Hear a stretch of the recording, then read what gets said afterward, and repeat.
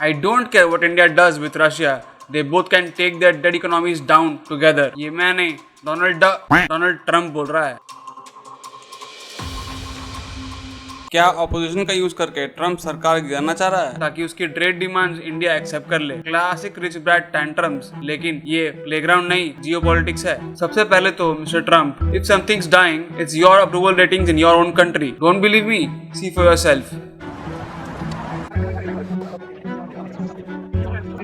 Trump is really making America great again. India is the fastest growing major economy in the world right now, and we are not scared of US tariffs या ये trade war. Let's get to know why.